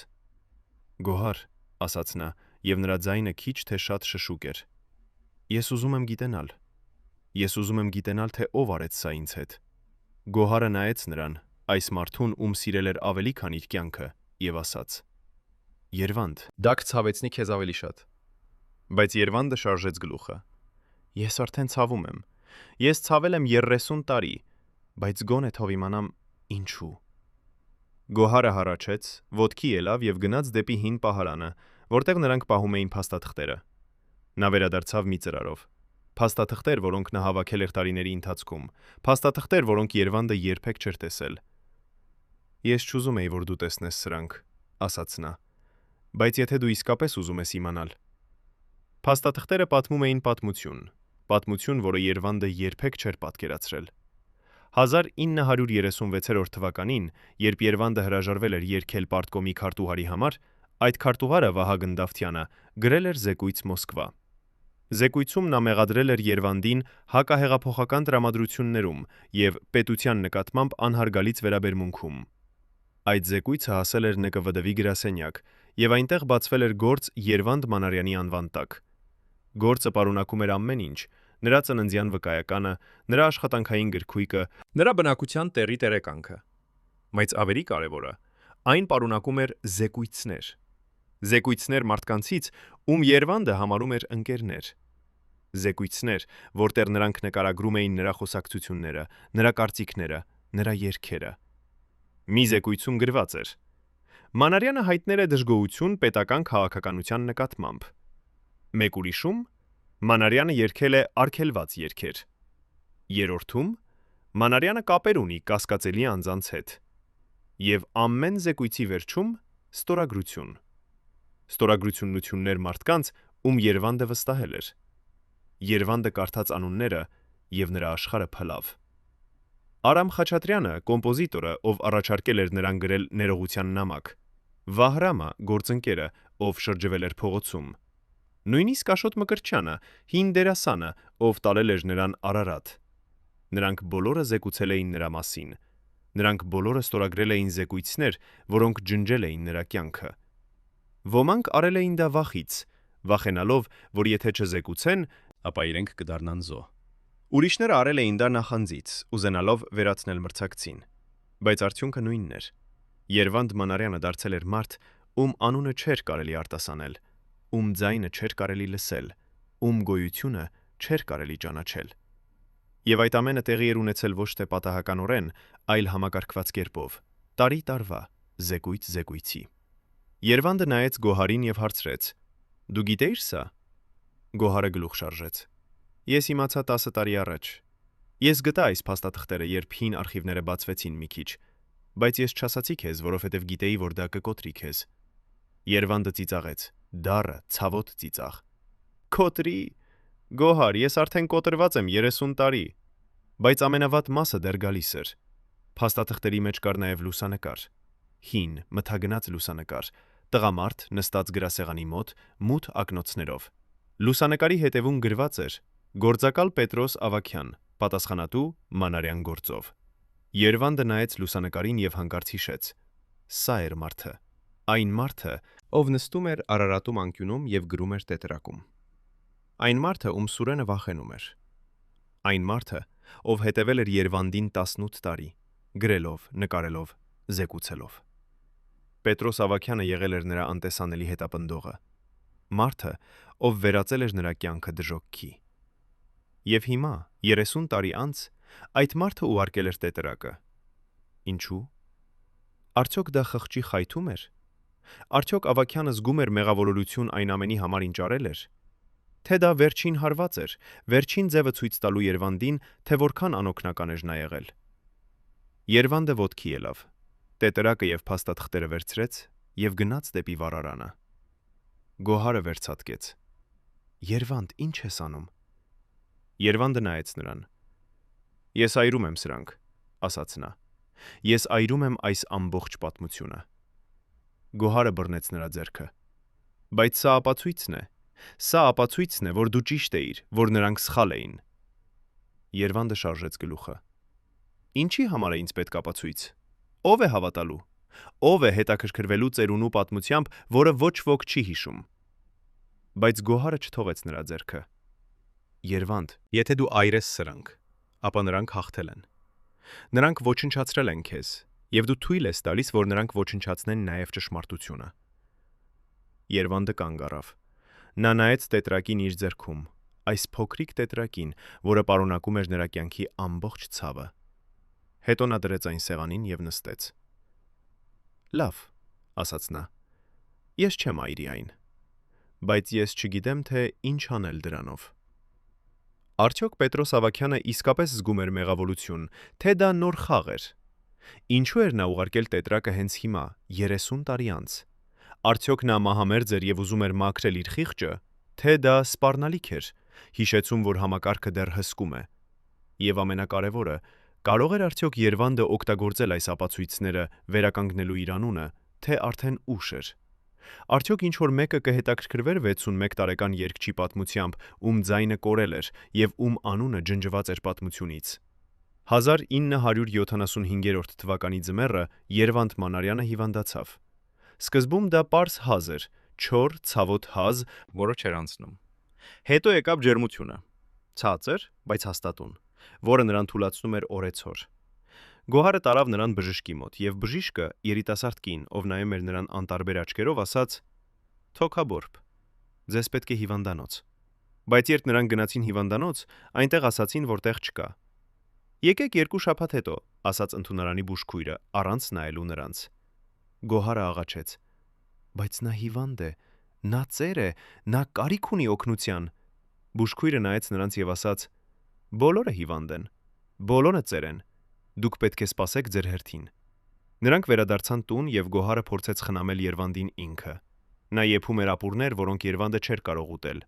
Նա տաքացնում էր սենյակը, բայց Երվանդը դողում էր ցրտից։ Նա նստում էր նրա կողքին գիշերները և լսում էր նրա շնչառությունը, ծանր, քշքշոտ, ցավոտ։ Եվ նա աղոթում էր։ Աղոթում էր Աստծուն, ում չէր հավատում։ Աղոթում էր, որ չվերցնի նրան։ Բայց Աստված չլսեց։ Կամ գուցե լսեց և որոշեց, որ Երվանդը բավականաչափ տառապել է։ 1975 թվականի փետրվարի 12-ին, երբ Երևանը ծածկված էր ձյունով և քաղաքը լուռ էր, Երվանդ Մանարյանի սիրտը կանգ առավ։ Դա եղավ առավոտյան, վաղ, երբ արևը դեռ չէր ծագել։ Գոհարը արթնացավ լռությունից, այն սարսափելի լռությունից, երբ շնչառությունը դադարում է։ Նա շրջվեց և տեսավ Երվանդին, պառկած, աչքերը փակ, դեմքը խաղաղ։ Նա դիպչեց նրա ձեռքին, և այն սառը էր։ Նա գիտեր, բայց չէր ուզում հավատալ։ Նա նստեց նրա կողքին և ում Երվանդը երգել էր տարիներ առաջ կոլխոզներում։ Ոչ ոք օպերային թատրոնից, ոչ ոք կուլտուրայի նախարարությունից, ոչ ոք այն մարդկանցից, ում համար Երվանդը երգել էր 30 տարի։ Քահանան կարդաց աղոթքը, արագ, անտարբեր, որովհետև նրան սպասում էին ևս 5 թաղում այդ օրը։ Դագաղը իջեցրին հողի մեջ, և երկիրը սկսեց ծածկել այն։ Գոհարը կանգնած էր և նայում էր, և նրա աչքերը չոր էին։ Նա լացել էր բոլոր արցունքները 3 օրվա ընթացքում։ Հիմա նա պարզապես զգում էր դատարկություն, անդունդ, որը երբեք չէր լցվելու։ Երբ թաղումը ավարտվեց, մարդիկը սկսեցին հեռանալ։ Բայց Արմենը մնաց։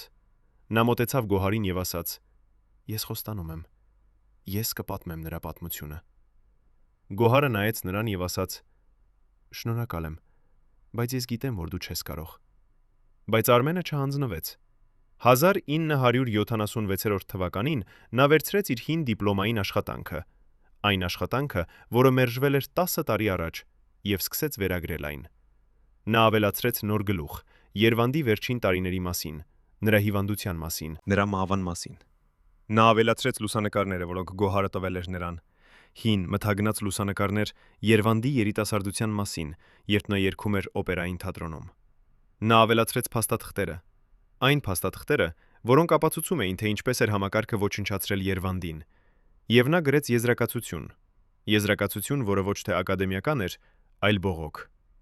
Երվանդ Մանարյանը եղել է ամենամեծ հայ բարիտոնը իր սերնդի մեջ, գրեց նա։ Բայց նա մեռավ որպես ոչ ոք, որովհետև համակարգը վախենում էր նրա ճշմարտությունից։ Մենք պարտական ենք հիշել նրան։ Մենք պարտական ենք պատմել նրա պատմությունը, որովհետև եթե մենք չպատմենք, ապա նրանք հաղթել են։ Արմենը տարավ աշխատանքը տարբեր հրատարակչություններ։ Բոլորը մերժեցին։ Չափազանց քաղաքական, ասաց մեկը։ Չափազանց վիճելի, ասաց մյուսը։ Ով է հետաքրքրվելու մեռած երգչով, ասաց երրորդը։ Արմենը փորձեց տարբեր ամսագրեր, տարբեր թերթեր։ Նույն պատասխանը։ Նա փորձեց կոնսերվատորիա, բայց նրան ասացին, որ նա այլևս ուսանող չէ և չունի իրավունք օգտագործել նրանց ռեսուրսները։ Նա փորձեց ռադիո, բայց նրան ասացին, որ Երվանդ Մանարյանի անունը չկա նրանց արխիվներում։ Կարծես Երվանդը երբեք գոյություն չէր ունեցել։ Կարծես նրա ձայնը, նրա տաղանդը, նրա կյանքը եղել էին երազ, որը հիմա անհետացել էր։ Արմենը նստեց իր փոքրիկ բնակարանում աշխատանքը ձեռքին և զգաց անկարողություն։ Նա պայքարել էր 10 տարի և ոչինչ չէր փոխվել։ Համակարգը դեռ նույնն էր, լռությունը դեռ նույնն էր, և Երվանդ Մանարյանը դեռ ոչ ոք էր։ Բայց 1981 թվականին տեղի ունեցավ ինչ-որ բան։ Խորհրդային միությունը սկսեց փոխվել։ Գլասնոստը, բացվածությունը, սկսեց թեց թույլ տալ մարդկանց խոսել այն բաների մասին, որոնք տարիներ շարունակ արգելված էին։ Արխիվները սկսեցին բացվել։ Գաղտնի փաստաթղթերը սկսեցին հրապարակվել։ Եվ Արմենը տեսավ հնարավորություն։ Նա վերցրեց իր աշխատանքը եւ տարավ նոր ամսագիր՝ Գարուն, որը հրապարակում էր վիճելի նյութեր։ Խմբագիրը, կին անունով Արփինե, կարդաց աշխատանքը եւ նայեց Արմենին։ «Սա ճշմարտություն է», հարցրեց նա։ Արմենը գլուխ շարժեց։ «Ամեն բառը»։ Արփինեն լռեց, հետո ասաց. «Լավ, մենք կհրապարակենք այն»։ Արմենը չէր կարող հավատալ։ «Իսկապես»։ հարցրեց նա։ Արփինեն ժպտաց հոգնած ժպիտ։ «Ժամանակները փոխվում են», ասաց նա։ «Եվ մենք պարտական ենք պատմել այն պատմությունները, որոնք լռեցվել են»։ 1981 թվականի հունիսին Գարուն ամսագիրը հրապարակեց Արմեն Տիգրանյանի հոդվածը «Երվանդ Մանարյան. ձայնը, որը լռեցվեց»։ Հոդվածը 30 էջ էր, լի փաստերով, լուսանկարներով, փաստաթղթերով։ Այն պատմում էր Երվանդի ողջ պատմությունը, սկսած նրա երիտասարդությունից մինչև նրա մահը։ Այն պատմում էր, թե ինչպես էր համակարգը ոչնչացրել նրան, թե ինչպես էին նրա ընկերները դավաճանել նրան, թե ինչպես էր նա ապրել 30 տարի լռության մեջ։ Եվ այն պահանջում էր արդարություն։ Հոդվածը ազդեցություն ունեցավ։ Մարդիկ սկսեցին խոսել Երվանդ Մանարյանի մասին։ Հին երաժիշտները, ովքեր հիշում էին նրան, սկսեցին պատմել իրենց հիշողությունները։ Ռադիոն սկսեց փնտրել նրա ձայնագրությունները։ Թերթերը սկսեցին գրել նրա մասին։ Եվ հանկարծ Երվանդ Մանարյանը, մարդը, ով մեռել էր որպես ոչ ոք, դարձավ խորհրդանիշ։ Խորհրդանիշ այն բոլոր մարդկանց, ում համակարգը ոչնչացրել էր։ Խորհրդանիշ այն ճշմարտության, որը չէր կարող լռեցվել հավերժ։ Բայց Գոհարը չտեսավ այդ ամենը։ Նա մեռավ 1981 թվականի ապրիլին, 2 ամիս առաջ, քան հոդվածը հրապարակվեր։ Նա մեռավ լուռ խաղաղ, նույն փոքրիկ բնակարանում, որտեղ ապրել էր Երվանդիի հետ։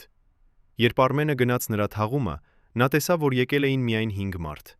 Նա կանգնեց գերեզմանի մոտ եւ մտածեց այն երկու մարդկանց մասին՝ Երվանդի եւ Գոհարի, ովքեր սիրել էին միմյանց 30 տարի, ովքեր տառապել էին միասին, ովքեր մեռել էին առանց տեսնելու արդարությունը։ Եվ նա խոստացավ իրեն. նա չէր դադարելու պայքարել։ Նա չէր թույլ տալու, որ նրանց պատմությունը մոռացվեր։ Նա կշարունակեր պատմել, կշարունակեր գրել, կշարունակեր պահանջել, որ Երվանդ Մանարյանի անունը վերականգնվեր։ Արդյոք արդարությունը իսկապես եկավ, թե դա պարզապես նոր ձև էր լռեցնելու անցյալը։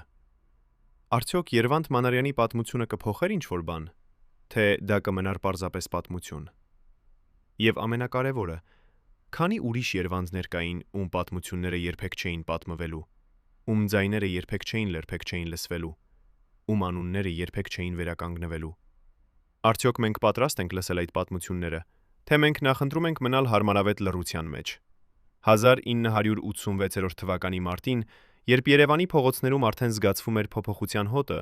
Կուլտուրայի նախարարության արխիվում թվում տեղի ունեցավ ինչ-որ բան, որը փոխեց ամեն ինչ։ Երիտասարդ արխիվիստ անունով Լուսինե, որը աշխատում էր հին փաստաթղթերի դասակարգման վրա, բացեց մի պահարան, որը կնքված էր եղել 40 տարի։ Պահարանի ներսում, փոշու հաստ շերտի տակ, պառկած էին մագնիսաֆոնային ժապավենները, 17 հատ, յուրաքանչյուրը նշված թվերով եւ ամսաթվերով։ Լուսինեն վերցրեց առաջին ժապավենը եւ տեսավ պիտակը։ Մանարյան Երվանդ, Վերդի Ռիգոլետո, երկրորդ գործողություն, 1938։ Նրա սիրտը սկսեց ավելի արագ բաբախել։ Նա վազեց տնօրենի մոտ, ծեր մարդ, ով հիշում էր խորհրդային ժամանակները եւ դեռ վախենում էր ստվերներից։ «Պարոն Գևորգ», ասաց նա շնչառությունը կտրված, «ես գտա Երվանդ Մանարյանի ձայնագրությունները,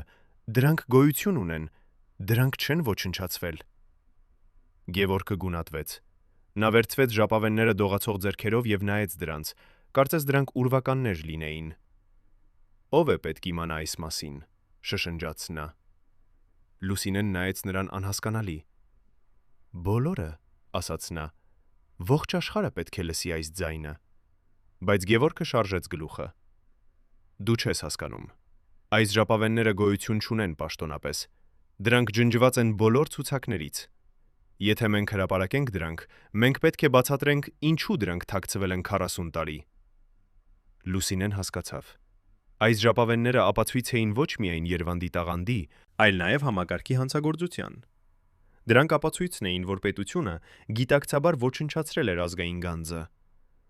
Լուսինեն չսպասեց թույլտվության։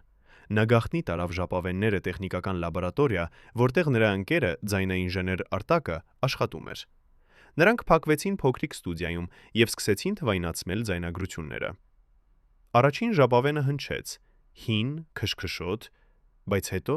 ձայնը դուրս եկավ։ Երվանդ Մանարյանի ձայնը, երիտասարդ, հզոր, անհավատալի։ Նա երգում էր Ռիգոլետոյի Արիան, եւ ձայնը լցնում էր փոքրիկ սենյակը այնպիսի ուժով, որ Լուսինեն զգաց, թե ինչպես են արցունքները բարձրանում նրա աչքերում։ Արտակը կանգ առավ եւ նայեց նրան։ Աստված իմ, շշնջաց նա, սա ամենագեղեցիկ բարիտոնն է, որ ես երբևէ լսել եմ։ Նրանք աշխատեցին 3 գիշեր անընդմեջ, թվայնացնելով բոլոր 17 ժապավենները՝ Վերդի, Պուչինի, Բիզե, Չայկովսկի, հայ կոմպոզիտորներ՝ Սպենդիարով, Տիգրանյան, Մելիք-Պաշաև։ Ամեն արիա, ամեն դուետ, ամեն երգ էր վկայություն մի տաղանդի, որը պետք է լիներ համաշխարհային, բայց փոխարենը թաղված էր լրության մեջ։ Երբ նրանք ավարտեցին, Լուսինեն վերցրեց կրկնօրինակները եւ գնաց ռադիոյի տնօրենի մոտ։ Ռադիոյի տնօրենը Վահե Սարգսյանը մամարդ էր նոր սերնդից, ով հավատում էր գլասնոստին եւ ուզում էր փոխել հին համակարգը։ Նա լսեց Լուսինեի պատմությունը եւ ժապավենների մի հատվածը։ Երբ ձայնը հնչեց, նա փակեց աչքերը եւ լսեց։ Երբ արիան ավարտվեց, նա բացեց աչքերը եւ դրանք խոնավ էին։ Մենք պետք է հեռարձակենք սա, ասաց նա։ Մենք պետք է հեռարձակենք սա հիմա, Լուսինեն զգուշացրեց նրան։ Բայց պաշտոնապես այս ձայնագրությունները գոյություն չունեն։ Դուք կարող եք խնդիրների մեջ ընկնել։ Վահեն ժպտաց, համարձակ, ապստամբ ժպիտ։ Թող ընկնեմ, ասաց նա, բայց ես չեմ թույլ տալու, որ այս ձայնը մնա թաքնված եւս մեկ օր։ 1586 թվականի ապրիլի 12-ին, ճիշտ 11 տարի անց Երվանդի մահից, Հայաստանի ռադիոն հեռարձակեց հատուկ ծրագիր՝ Վերադարձած ձայնը։ 3 ժամ անընդմեջ հնչեցին Երվանդ Մանարյանի ձայնագրությունները, եւ Հայաստանը կանգ առավ։ Մարդիկ կանգ առան փողոցներում, լսելու ռադիոն, որը հնչում էր խանութների պատուհաններից։ Տաքսու վարորդները կանգ առեցրին մեքենաները եւ բարձրացրին ձայնը։ Գործարաններում աշխատանքը դադարեց, որովհետեւ բանվորները հավաքվել էին ռադիոների շուրջը։ Ծերերը լացում էին, հիշելով այն ժամանակները, երբ նրանք լսել էին այս ձայնը կենթամի։ Երիտասարդները լսում էին ակնածանքով, հայտնաբերելով ինչ-որ բան, ինչ նրանք երբեք չէին իմացել, որ կորցրել են։ Եվ Արմեն Տիգրանյանը, ով այդ ժամանակ արդեն 45 տարեկան էր եւ դասավանդում էր երաժշտություն միջնակարգ դպրոցում, նստեց իր փոքրիկ բնակարանում եւ լսեց այն ձայնը, որի համար նա պայքարել էր 15 տարի։ Նա լաց եղավ։ Լաց եղավ Երվանդի համար, ով երբեք չլսեց իր սեփական ձայնը ռադիոյով։ Լաց եղավ Գոհարի համար, ով մեռավ առանց տեսնելու արդարությունը։ Լաց եղավ իր սեփական կորցրած տարիների համար։ Բայց դրանք նաև ուրախության արցունքներ էին, որովհետև վերջապես ճշմարտությունը դուրս էր եկել։ Բայց ոչ բոլորը էին ուրախ։ 1986 թվականի ապրիլի 13-ին Կուլտուրայի նախարարությունը հրապարակեց հայտարարություն։ Հայտարարությունում ասվում է, որ Երվանդ Մանարյանի ձայնագրությունների հեռարձակումը եղել է չթույլատրված եւ խախտում է արխիվային կանոնները։ Լուսինե Գրիգորյանը հեռացվեց իր աշխատանքից։ Վահե Սարգսյանը ստացավ պաշտոնական նախազգուշացում։ Բայց հրապարակայնությունը արդեն տեղի էր ունեցել։ Մարդիկ արդեն լսել էին ձայնը եւ նրանք պահանջում էին ավելին։ Նրանք պահանջում էին իմանալ, ինչու այս ձայնագրությունները թաքցվել են։ Ինչու Երվանդ Մանարյանի անունը ջնջվել է պատմությունից, ով էր պատասխանատու եւ ինչու պետությունը դեռ փորձում էր լռեցնել ճշմարտությունը։ Թերթերը սկսեցին հետաքննություններ։ Լրագրողները սկսեցին հարցազրույցներ վերցնել հին երաժիշտներից, հին պաշտոնյաներից։ Եվ դանդաղ, շատ դանդաղ, պատմությունը սկսեց բացվել։ 1986 թվականի մայիսին գրական թերթը հրապարակեց հոդված Պետրոս Ավագյան, մարդ, ով ջնջեց Մանարյանին։ Հոդվածը պատմում էր Ավագյանի պատմությունը։ Ինչպես նա աշխատել էր ՆԿՎԴ-ում, ինչպես նա հետապնդել էր Երվանդին 18 տարի, ինչպես նա գրել էր այն զեկույցները, որոնք ոչնչացրել էին Երվանդի կարիերան։ Բայց հոդվածը նաև բացահայտեց ինչ-որ նոր բան։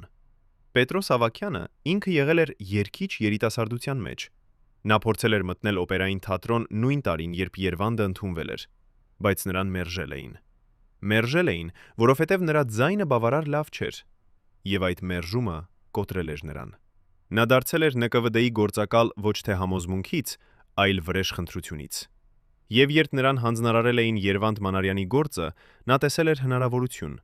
հնարավորություն ոչնչացնելու այն մարդուն, ով ուներ այն, ինչ նա երբեք չէր կարող ունենալ՝ տաղանդ։ Ուրեմն սա էր ամբողջ պատմությունը։ Ոչ թե քաղաքական հալածանք, ոչ թե գաղափարական պայքար, այլ պարզապես նախանձ։ Մի մարդու նախանձը, ով չէր կարող ներել մեկ ուրիշին նրա հանճարի համար։ Լրագրողները փորձեցին գտնել Պետրոս Ավագյանին։ Նրանք իմացան, որ նա դեռ կենդանի էր։ 84 տարեկան։ Ապրում էր փոքրիկ բնակարանում կենտրոն թաղամասում։ Երբ նրանք գնացին նրա մոտ, դուռը բացեց ծեր մարդ, կռնած, մոխրագույն, աչքերը խորը խոռոչներում։ Երբ նրանք ասացին, թե ինչու են եկել, Ավագյանը փորձեց փակել դուռը, բայց լրագրողներից մեկը, երիտասարդ կին անունով Անահիտ, դրեց ոտքը դռան մեջ։ «Պարոն Ավագյան», ասաց նա, «դուք պարտական եք պատասխանել։ Դուք պարտական եք բացատրել, թե ինչու դուք արեցիք այն, ինչ արեցիք»։ Ավագյանը նայեց նրան, եւ նրա աչքերում Անահիտը տեսավ ոչ թե զղջում, այլ ատելություն։ «Ես արեցի իմ աշխատանքը», ասաց նա, «ես պաշտպանեցի պետությունը»։ Անահիտը շարժեց գլուխը։ «Ոչ», ասաց նա, «դուք ոչնչացրեցիք մի մարդու, որովհետև նախանձում էիք նրան»։ Ավագյանի դեմքը աղավաղվեց։ «Նախանձում էի», գոռաց նա։ «Նա ոչինչ չէր, նա պարզապես ձայն էր։ Ես էի այն մարդը, ով իսկապես ծառայում էր երկրին»։ Եվ նա խփեց դուռը նրանց դեմքի առաջ։ Բայց այդ հարցազրույցը, թեև կարճ, ձայնագրվել էր։ Այն հեռարձակվեց հեռուստատեսությամբ, եւ ողջ Հայաստանը տեսավ Պետրոս Ավագյանի դեմքը։ Տեսավ ատելությունը։ Տեսավ նախանձը։ Տեսավ մարդուն, ով երբեք չէր զղջացել իր արածի համար։ Եվ մարդիկ զայրացան։ Նրանք պահանջեցին արդարություն։ Նրանք պահանջեցին, որ Ավագյանը դատվի։ Բայց իրավական համակարգը ասաց, որ չկա հիմք։ Ավագյանը արել էր այն, ինչ օրինական էր այն ժամանակ։ Նա հետևել էր հրամաններին։ Նա չէր կարող դատվել այն բանի համար, որը օրինական էր համարվում 40 տարի առաջ։ Սա էր համակարգի վերջնական ծաղրանքը։ Համակարգը պաշտպանում էր իր սեփական հանցագործներին, նույնիսկ երբ ճշմարտությունը բացահայտված էր։ Պետրոս Ավագյանը մնաց իր բնակարանում, ապրեց դեռ 2 տարի եւ մեռավ 1988 թվականին, առանց երբևէ ներողություն խնդրելու, առանց երբևէ ընդունելու իր մեղքը։ Նրա թաղումը եղավ լուռ, արագ եւ ոչ ոք չլաց նրա համար։ Արդյոք սա էր արդարությունը։ Զոհը մեռավ մոռացված, իսկ դահիճը մեռավ իր անկողնում։ Արդյոք համակարգը երբևէ կարող էր իսկապես փոխվել, եթե այն չէր կարող դատել իր սեփական հանցագործներին։ Եվ քանի ուրիշ Պետրոս Ավագյաններ կային, ովքեր դեռ ապրում էին, դեռ ազատ էին, դեռ չէին զղջացել այն ամենի համար, ինչ արել էին։ Արդյոք մենք երբևէ կիմանանք նրանց բոլորի անունները, թե նրանք կմնան ստվերներում, պաշտպանված լռության եւ ժամանակի կողմից։ 1991 թվականի օգոստոսի 24-ին, երբ Խորհրդային Միությունը փլավ եւ Հայաստանը հայտարարեց անկախություն, Երևանի օպերային թատրոնում տեղի ունեցավ հատուկ համերգ։ Համերգը նվիրված էր Երվանդ Մանարյանի հիշատակին։ Դահլիճը լի էր, յուրաքանչյուր նստատեղ զբաղված, մարդիկ կանգնած էին միջանցքներում, նստած էին աստիճաններին։ Բեմին կախված էր հսկայական լուսանկար Երվանդի, երիտասարդ, գեղեցիկ, ժպտացող։ Համերգը բացվեց Հայաստանի նոր նախագահի խոսքով։ «Այսօր», ասաց նա, «մենք ոչ միայն հիշում ենք մեծ արտիստին, մենք նաև ներողություն ենք խնդրում։ Ներողություն խնդրում ենք այն համակարգից, որը ոչնչացրեց նրան։ Ներողություն խնդրում ենք այն լռությունից, որը թույլ տվեց դրան տեղի ունենալ։ Եվ մենք խոստանում ենք, որ սա երբեք չի կրկնվի»։ Բայց դահլիճում շատերը գիտեին, որ խոստումները հեշտ են տալիս եւ դժվար պահել։ Համերգում երգեցին Հայաստանի լավագույն երգիչները։ Նրանք կատարեցին այն արյաները, որոնք Երվանդը երգել էր 18 տարեկանում։ Նրանք կատարեցին այն երգերը, որոնք նա երգել էր Արարատում։ Եվ յուրաքանչյուր երգից հետո դահլիճը լռում էր։ Այն հատուկ լռությունը, երբ մարդիկ չափազանց շարժված են ծափահարելու համար։ Բայց համերգի գագաթնակետը եղավ, երբ բեմ բարձրացավ Արմեն Տիգրանյանը։ Նա այլևս երիտասարդ տղա չէր, նա 50 տարեկան էր, մազերը մոխրագույն, դեմքը գծավոր, բայց աչքերը դեռ կրակում էին։ Նա կանգնեց միկրոֆոնի առջև եւ սկսեց խոսել։ Նա պատմեց, թե ինչպես էր հանդիպել Երվանդին 25 տարեկանում, ինչպես էր գրել դիպլոմային աշխատանքը, որը մերժվել էր, ինչպես էր հեռացվել կոնսերվատորիայից, ինչպես էր պայքարել 15 տարի պատմելու Երվանդի պատմությունը, եւ ինչպես էր վերջապես տեսել, որ ճշմարտությունը հաղթում է։ Բայց, ասաց նա, եւ նրա ձայնը կոտրվեց, Երվանդը երբեք չտեսավ այս օրը։ Նա մեռավ մտածելով, որ նա ձախողված էր, որ նա ոչ ոք էր։ Եվ դա է ամենամեծ ողբերգությունը։ Ոչ թե այն, որ նա հալածվեց, այլ այն, որ նա մեռավ, չիմանալով, թե որքան սիրված էր, որքան կարևոր էր, որքան հիշարժան էր։ Հետո Արմենը նշան տվեց եւ բեմի հետևից հնչեց ձայն։ Երվանդ Մանարյանի ձայնը, ձայնագրված 1938 թվականին, երբ նա 20 տարեկան էր։ Նա երգում էր հայկական ժողովրդական երգ «Սարը լուսնի տակ»։ Ձայնը լցրեց դահլիճը, հզոր, մաքուր, անհավատալի։ Եվ հազարավոր մարդիկ նստեցին լռության մեջ եւ լսեցին։ Ոմանք լացում էին բաց ձայնով, ուրիշները նստել էին փակ աչքերով, թույլ տալով, որ ձայնը լվանա նրանց։ Եվ երբ երգը ավարտվեց, դահլիճը պայթեց ծափահարություններով։ Մարդիկ ոտքի ելան եւ ծափահարեցին 10 րոպե անընդմեջ։ Նրանք ծափահարում էին ոչ միայն Երվանդի համար, այլ նաեւ իրենց սեփական ազատագրման համար։ Ծափահարում էին, որովհետև վերջապես նրանք կարող էին բաց ձայնով ասել. մենք հիշում ենք, մենք չենք մոռանա։ Համերգից հետո կազմակերպվեց հանդիպում թատրոնի փոքրիկ թանգարանում։ Այնտեղ ցուցադրվեցին Երվանդի անձնական իրերը, նրա հին կոստյումները, նրա նոտաները, նրա լուսանկարները։ Գոհարի ազգականները, նրա քրոջ թորնուհին, բերել էր այն փոքրիկ տետրակը, որտեղ Երվանդը գրում էր իր մտքերը։ Տետրակը բացված էր վերջին էջում, որտեղ Երվանդը գրել էր մահից մի շաբաթ առաջ։ Ես մեռնում եմ որպես ոչ ոք, գրված էր այնտեղ։ Բայց գուցե մի օր ինչ-որ մեկը կհիշի, որ ես երգել եմ։ Գուցե մի օր ինչ-որ մեկը կիմանա, որ ես սիրել եմ երաժշտությունը ավելի, քան կյանքը։ Եվ գուցե դա բավական կլինի։ Մարդիկ կարդում էին այդ տողերը եւ լացում էին, որովհետեւ այժմ նրանք գիտեին։ Այժմ նրանք հիշում էին, եւ դա ավելին էր, քան բավական։ Բայց ամենակարևոր իրադարձությունը տեղի ունեցավ 1991 թվականի սեպտեմբերի 12-ին։ Հայաստանի Հանրապետության նախագահը ստորագրեց հրաման մրցանակելու Երվանդ Մանարյանին մահից հետո ժողովրդական արտիստ կոչումով։ Սա էր ամենաբարձր պատիվը, որը երկիրը կարող էր տալ արտիստին։ Սա էր այն պատիվը, որը Երվանդը պետք է ստանար 50 տարի առաջ։ Մրցանակը հանձնվեց Գոհարի ազգականներին հատուկ արարողության ժամանակ նախագահական պալատում։ Երբ նրանք ստացան դիպլոմը եւ մեդալը, նրանք բռնեցին դրանք եւ լացեցին։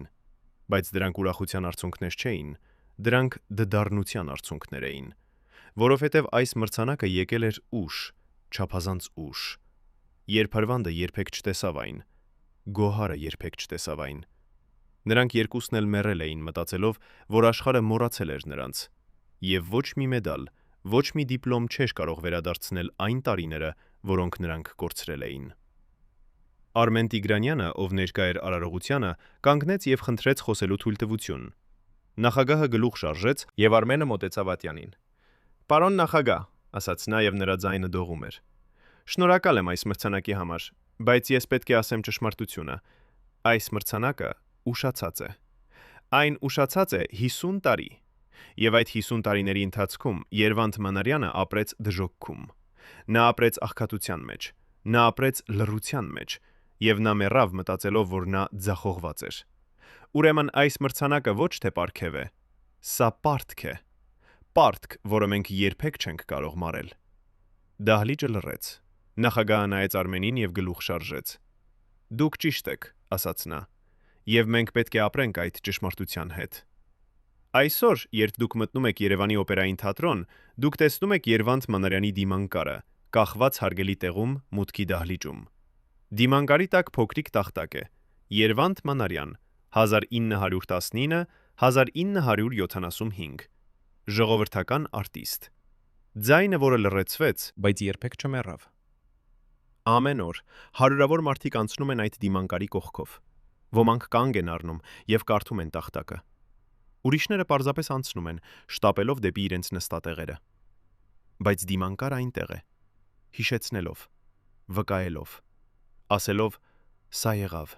սա իրական էր, եւ մենք չպետք է երբևէ մոռանանք»։ Երվանդ Մանարյանի ձայնագրությունները այժմ հասանելի են բոլորին։ Դրանք թվայնացված են, պահպանված են, տարածված են։ Դուք կարող եք լսել դրանք ինտերնետում, կարող եք գնել դրանք սկավառակներով, կարող եք լսել դրանք ռադիոյով։ Երիտասարդ երգիչները ուսումնասիրում են նրա տեխնիկան, նրա մեկնաբանությունները, նրա ոճը։ Կոնսերվատորիայում կա դասընթաց նվիրված նրա կյանքին եւ արվեստին, եւ ամեն տարի սեպտեմբերի 12-ին, նրա մահվան օրը, թատրոնում տեղի է ունենում հիշատակի համերգ։ Մարդիկ գալիս են, ծերերը, ովքեր հիշում են նրան, եւ երիտասարդները, ովքեր իմացել են նրա մասին։ Նրանք նստում են դահլիճում եւ լսում են նրա ձայնը, այդ հրաշալի ձայնը, որը պետք է լցներ համաշխարհի դահլիճները, բայց փոխարենը լրացվեց 30 տարի։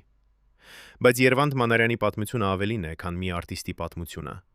Սա պատմություն է համակարգի մասին, որը վախենում է ճշմարտությունից։ Պատմություն է մարդկանց մասին, ովքեր ընտրեցին լռությունը անվտանգության համար։ Պատմություն է նախանձի մասին, որը կարող է ոչնչացնել կյանքեր։ Բայց սա նաև պատմություն է դիմադրության մասին։ Պատմություն է այն մարդկանց մասին, ինչպիսիք էին Արմեն Տիգրանյանը, Լուսինե Գրիգորյանը, Վահե Սարգսյանը, ովքեր հրաժարվեցին ընդունել լռությունը, ովքեր պայքարեցին, նույնիսկ երբ դա նշանակում էր կորցնել իրենց աշխատանքը, իրենց անվտանգությունը, իրենց ապագան։ Հենց ապագան, ովքեր հավատացին, որ ճշմարտությունը ավելի կարևոր է, քան հարմարավետությունը։ Եվ այսօր, երբ Հայաստանը դեռ պայքարում է իր անցյալի հետ, երբ դեռ կան մարդիկ, ովքեր ուզում են թաքցնել անհարմար ճշմարտությունները,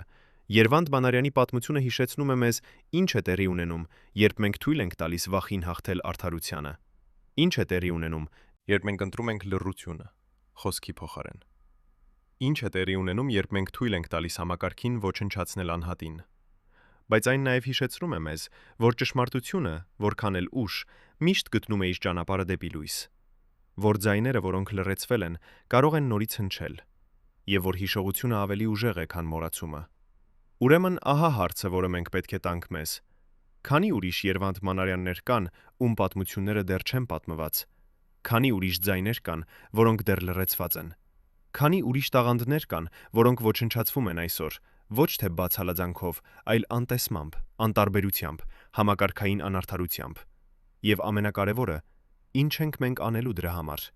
Արդյոք մենք կընտրենք լռությունը, ինչպես շատերը ընտրեցին Երվանդի ժամանակ, թե մենք կընտրենք խոսել, պայքարել, պահանջել, որ ամեն ձայնը լսվի, ամեն պատմությունը պատմվի, ամեն անուն հիշվի։ Ընկերներ, ինչպես եք դուք վերաբերվում Երվանդ Մանարյանի պատմությանը։ Կարծում եք նա զոհ էր համակարգի, թե կարող էր ավելի շատ պայքարել իր իրավունքների համար։ Գիտեք արդյոք նման պատմություններ ձեր ընտանիքից կամ ձեր քաղաքից։ Գրեք ձեր կարծիքը մեկնաբանություններում, մեզ համար շատ կարևոր է իմանալ, թե արդյոք նման արտիստներին դեռ հիշում են ձեր շրջանում։ Եթե այս պատմությունը դիպավ ձեր սրտին, սեղմեք հավանել եւ բաժանորդագրվեք մեր ալիքին։ Մենք շարունակելու ենք պատմել այն ճշմարտությունները, որոնք տարիներ շարունակ լռեցվել են։ Որովհետև միայն հիշելով անցյալը, մենք կարող ենք կառուցել ավելի արդար ապագա։